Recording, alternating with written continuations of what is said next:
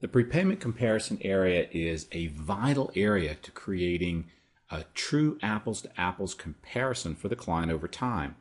The assumption here is that you are interested in which of these scenarios would pay off in the fastest possible way. In other words, the most efficient way.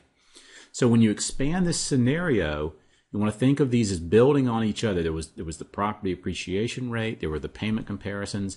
This is simply comparing the prepayment. I can see the pre-tax or after-tax interest rate, the opening balance. In this case, the client is walking away with $17,970 at closing. In this case, they're coming to the closing table with $3,030.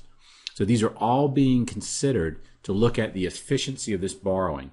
The house value here is $300. Here it's $285 and $285. The mortgage liabilities will all be zero in 30 years. There'll be no other liabilities in 30 years. And the amount that was either saved or paid in terms of net interest over that time period will be here, savings and interest in each of these categories. So I see my equity here. Okay, so this is really just telling me at the end of 30 years which of these has the most equity. And I can clearly see that this scenario here has the most equity. It has 944,042 versus 930 versus 701. So this clearly wins the prepay scenario over time. But what's really important is down here. Over that time period, this difference in savings, this is our baseline here, 701,167. So that's our baseline. Here you're saving an extra 229, here an extra 242. Now, very important, average monthly savings. How do you take this number, which seems sort of out of reach, and make it real to your client? Well, if you're going to save $242,875 over 30 years, that's like saving $675 a month. Now, this is key because in this example and in many examples that you'll see here, your actual monthly cash flow savings may be $200 or $300 a month, right, at closing. But what this is doing is it's actually saying in real dollars today, this scenario is saving you the equivalent of $675 a month.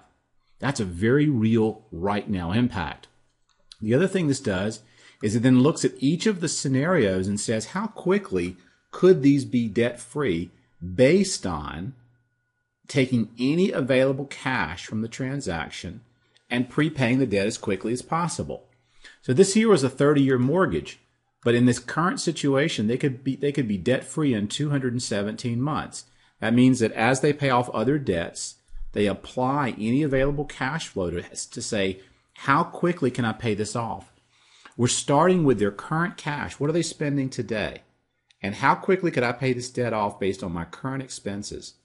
Here, we're saying with the exact same cash flow, how quickly could they be paid off? And here, exactly the same. How quickly could they be paid off? So we're comparing true apples to apples for this client.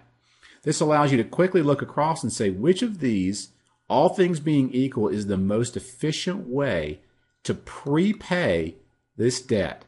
The most efficient way this debt can be repaid in this current scenario, if I don't do anything, is 217 months. In this scenario, 167, and in this one, 165. So this one is the most cost-effective from a saving standpoint.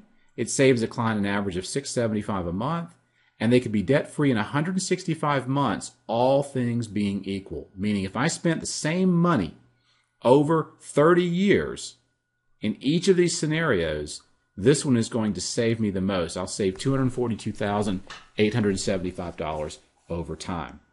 You would expand this area if you want to show your client a prepay comparison to show them the financial prepayment impact of this cash or this savings that you may have created for them in the transaction.